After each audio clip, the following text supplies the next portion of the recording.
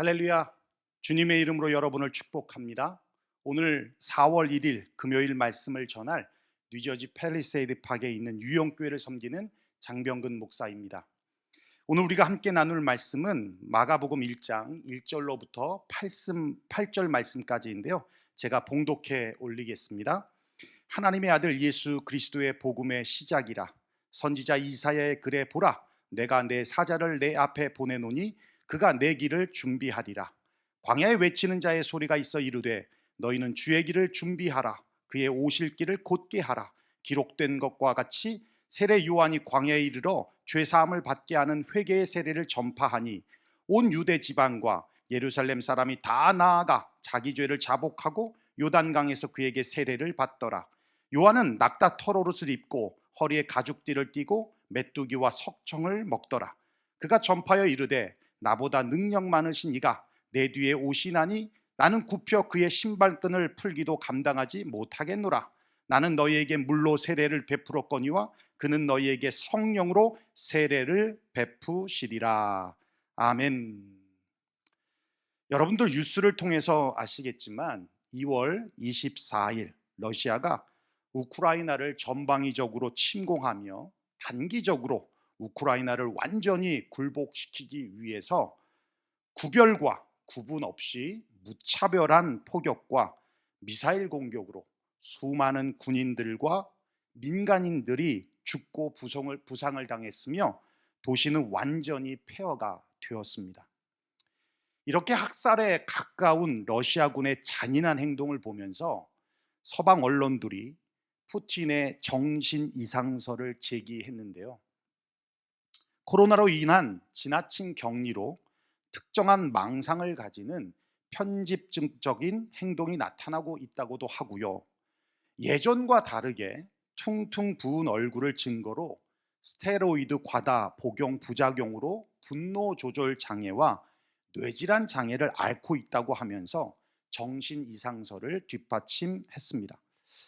어쨌든 분명한 것은 이렇게 잔혹한 범행을 저지른 사람들에게 공통점으로 나타나는 것이 있는데 바로 공감 능력을 상실했다는 거예요. 공감이란 이해를 넘어서 상대방의 감정을 그대로 받는 거예요. 그래서 상대방의 기쁨이 나의 기쁨이 되는 것이고 또 상대방의 슬픔이 그 아픔이 나의 아픔이 되는 것이 바로 공감입니다. 푸틴만이 아니라 우린 지금 이기주의와 개인주의로 인해 슬퍼할 때 같이 슬퍼하지 못하고 즐거워할 때 같이 즐거워할 수 없는 이 공감 능력을 상실한 시대를 우린 살고 있다는 거예요. 나와 관계없으면, 나에게 이익이 되지 않으면 반응하지 않는 세대, 오히려 무한 자유 경쟁 시대에 공감이 웬 말이냐, 내가 아니면 모두 적이 될 수 있다는 생각에 타인의 슬픔이 나에게는 기회가 되고 타인의 기쁨이 오히려 나에게 독이 될 수 있다라고 경계하는 시대, 그런 시대 가운데, 그런 세대 가운데 정말 회복되어야 할 것이 있다면 바로 공감 능력이라는 겁니다. 제가 여기서 공감 능력을 가지자라고 말하고 있지 않고 회복되어야 한다라고 말하는 이유가 있어요. 신경과학자들이 말하기를 우리는 거울 신경세포가 있다고 합니다. 공감 뉴런이라고도 불리는 이 신경 조직은 인간이 다른 사람의 느낌을 마치 자신이 느끼는 것처럼 인식해 준다는 거예요. 가령 다른 사람 몸에 거미나 뱀이 기어가는 것을 보면 소름이 돋잖아요. 자녀가 넘어졌어요. 다쳤어요. 그것을 본 부모는 자녀보다 더 아프잖아요. 이게 바로 거울 신경세포 때문이라는 거예요. 공감의 시대란 책을 쓴 제레미 리프킨 교수는 인간을 호모 엠파티쿠스라고 말해요. 즉 공감의 인간이라고 부릅니다. 인간은 공감하며 서로 위로받도록 프로그램이 되어 있다라는 거예요. 그래서 공감 능력이 있었기 때문에 인류가 지금까지 올 수 있었다라고 말합니다. 그렇습니다. 하나님께서는 모든 인간을 만드실 때 우리 몸에 공감이라는 칩을 심어 놓으셨다는 거예요. 그래서 공감 프로그램이 운영되게 해 놓으셨다는 겁니다. 그 프로그램을 활성화시켜야 된다는 거예요. 만약 푸틴이 총과 포탄에 맞아 비참하게 죽는 사람들의 그 고통과 사랑하는 사람을 잃은 가족의 고통을 조금이라도 공감할 수 있었더라면 과연 이렇게 할 수 있었을까요? 만약 그 독재자 옆에서 이런 잔혹한 범죄를 저지를 만큼 정신적 패닉이 올 만큼 개인적인 힘든 상황이라는 것을 알고 누군가가 공감했더라면 어쩌면 이런 범죄를 저지르지 않았을 수도 있을 것입니다. 공감 능력을 회복해야 합니다. 예수님은 임마누엘로 이 땅에 오셨습니다. 그 뜻은 하나님이 우리와 함께 하신다라는 뜻이지만 그 단어를 스펙트럼에 통과시키면 세 가지의 복음의 빛이 나타납니다. 첫째는 하나님이 우리를 찾아오셨다라는 뜻이에요. 둘째는 하나님께서 우리와 같이 되셨다는 뜻입니다. 셋째는 인간으로 낮아지신 뿐만 아니라 우리의 삶의 자리에서 함께 하신다는 뜻입니다. 왜 하나님이신 분이 낮고 낮은 인간의 자리에 오셔서 우리와 함께 하셔야만 했습니까? 우리의 연약함을 공감하시는 분이시기 때문에 그래요. 그래서 복음에는 공감의 능력이 충만하게 있습니다. 개인의 어떤 사정과 형편과 상황에 관계없이 어떤 조건이라도 복음은 충분히 공감하며 충분히 위로하며 충분히 회복시킬 수 있는 능력이 담겨 있다라는 거예요. 제가 왜 서론에 이 말씀을 드리냐면 오늘 본문의 저자인 마가가 바로 복음으로 공감받고 위로받아 회복된 사람이기 때문에 그렇습니다. 여러분, 마가가 어떤 사람입니까? 본인이 직접 기록했듯이 예수님이 잡히시던 날 밤 무서워서 벌거벗고 도망갔던 젊은이였습니다. 그랬던 젊은 마가가 삼촌 바나바와 바울과 함께 1차 전도 여행을 떠났습니다. 그런데 거기서도 사고를 쳤습니다. 전도 여행 중 어떤 이유인지 성경은 분명하게 기록해 주고 있지 않지만 나 안 해. 그리고는 예루살렘 집으로 돌아가 버렸던 사람이 바로 마가입니다. 그래서 2차 전도 여행 계획할 때에 바울과 바나바가 마가를 다시 데려가자라는 문제를 놓고 이견 다툼을 벌이다가 결국은 각자의 길을 가게 된 빌미를 제공했던 사람이 바로 마가입니다. 그런데 그가 변했어요. 신뢰하지 않았던 바울이 마가에 대해서 이렇게 말합니다. 디모데후서 4장 11절에 보면 누가만 나와 함께 있느니라 내가 올 때에 마가를 데리고 오라. 그가 나의 일에 유익하니라. 유익한 사람으로 변했다는 것입니다. 더 놀라운 것은 베드로와의 관계입니다. 베드로전서 5장 13절에 이렇게 말씀하고 있어요. 택하심을 받은 함께 받은 바벨론에 있는 교회가 너희에게 문안하고 내 아들 마가도 그러하느니라. 내 아들 마가, 마치 바울과 디모데와 같이 베드로는 마가를 아들이라고 표현할 만큼 굉장히 관계가 깊었다는 거예요. 미성숙하고 어리숙하여 문지아로 읽혀질 수 있었던 마가가 어떻게 찢겼던 바울에게 유익한 사람이 되고 또 베드로에게 자랑스러운 영적 아들이라고 할 만큼 변했을까? 그 이유를 우린 두 가지를 찾을 수 있을 것 같아요. 첫째는 그겁니다.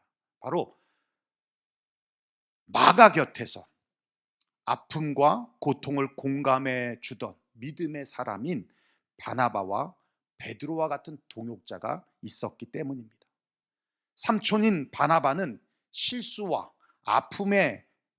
실패의 아픔을 공감하며 다시 기회를 그에게 주어서 다시 세워줬고요.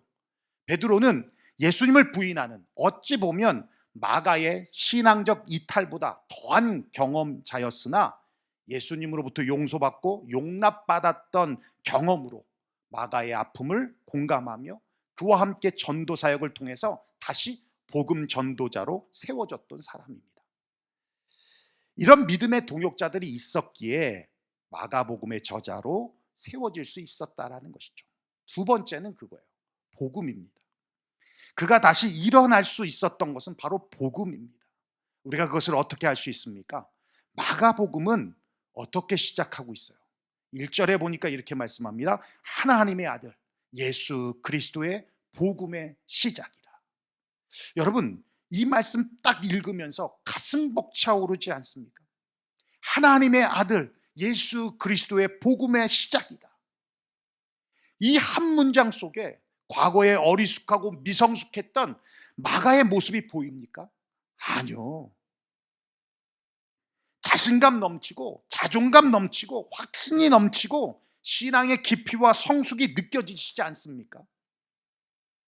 믿음의 동역자들로 인하여 복음을 알았고 그 복음의 공감 능력으로 고난 가운데 힘을 얻고 실패 가운데 격려받고 아픔 가운데 위로받았기에 마가는 우리가 아는 마가가 될 수 있었다라는 거예요. 할렐루야.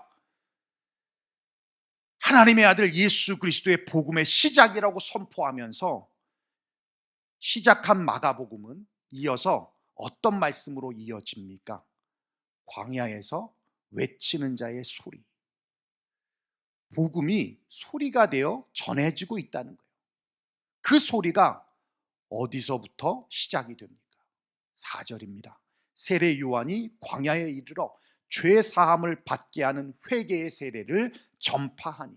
어디예요? 광야라는 거예요. 광야. 여러분, 광야에 사람이 있습니까? 요즘 말로 가성비 좋으려면 광야가 아니라 많은 사람들이 모여 사는 예루살렘으로 가야죠. 뉴욕으로 가야죠. 아니면 한아름으로 가야죠. 사람들이 몰리는 곳으로. 그런데 왜 복음의 시작이 광야입니까? 물론 이사야서 40장 3절에 예언되어 있기도 하지만 예언되어서만이 아니라 복음이 그 어디보다 필요한 곳이 광야이며 복음의 최적의 장소가 바로 광야이기 때문에 광야에서부터 복음이 시작되었다라는 거예요. 그렇습니다. 마가가 어디서 복음을 받았습니까? 광야입니다. 물리적 광야가 아니라 광야 같은 삶의 시간을 보낼 때, 인생의 광야의 시간을 지낼 때 복음이 그를 일으켜 세웠기 때문입니다. 광야는 어떤 곳입니까?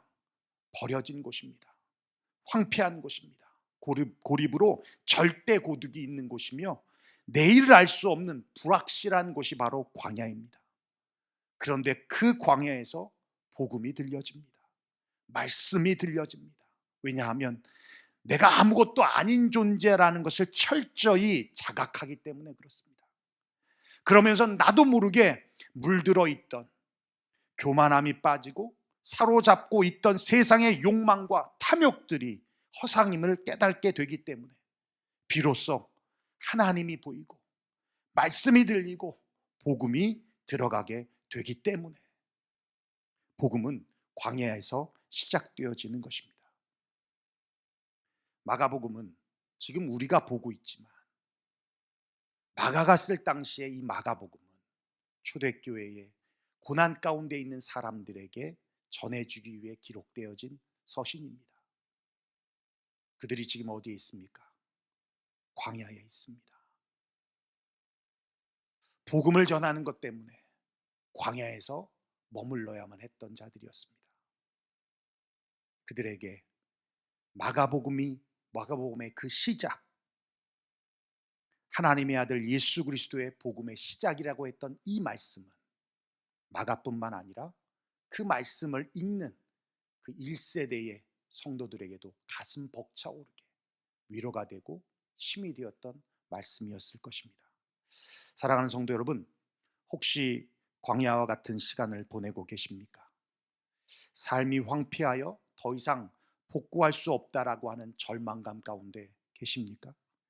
내일이 오는 것을 두려워하며 오늘 하루를 살아가고 계시지는 않습니까? 아무도 곁에 없다는 고독과 외로움으로 홀로 눈물을 흘리며 이 새벽을 맞이하고 계시지는 않습니까? 지금 여러분 곁에 복음이 있습니다. 마가를 다시 일으킨 복음, 우리의 어떤 조건 속에서도 공감할 수 있는 복음이 지금 여러분 곁에 있습니다. 그분이 바로 임마누엘로 오신 예수님이십니다. 그분께 주님 도와주세요. 주님 살려주세요. 아니, 그것도 힘들면 주님이라고만 하셔도, 그 이름만 불러도 주님이 들으십니다. 그리고 하늘로부터 성령의 위로하심을 느끼게 될 것이고, 하늘빛이 임하여 어둠의 그림자들이 물러가고 하늘의 평강이 여러분의 심령을 장악하게 될 것입니다. 뿐만 아니라 바나바와 베드로와 같은 믿음의 사람들이 내 곁에 있음을 보게 될 것입니다. 그리고 다시 있어야 할 자리로 주님이 여러분들을 다시 세워주실 것입니다. 그렇게 여러분들이 다시 일어서신다면 저와 약속했으면 좋겠습니다. 내가 바나바가 되고 베드로가 되어서 마가와 같은 사람을 일으켜 세우겠다라고 기도하겠습니다. 사랑하는 주님, 오늘도 우리에게 생명을 주셨습니다. 그리고 소중한 시간을 선물로 주셨습니다. 비록 지금 나의 어리석음으로, 나의 연약함으로 광야 같은 시간을 보낸다 하더라도 주님을 만날 기회임을 깨달아 주님을 더욱 의지하게 하옵소서. 그리하여 성령의 위로하심과 하늘의 평강이 우리의 심령을 장악하여 주셔서 임마누엘 주님이 동행하고 계심을 느끼며 살아가는 복된 하루가 될 수 있도록 우리를 이끌어 주시옵소서. 이 모든 말씀 우리 주 예수 그리스도의 이름으로 간구하며 기도하옵나이다. 아멘.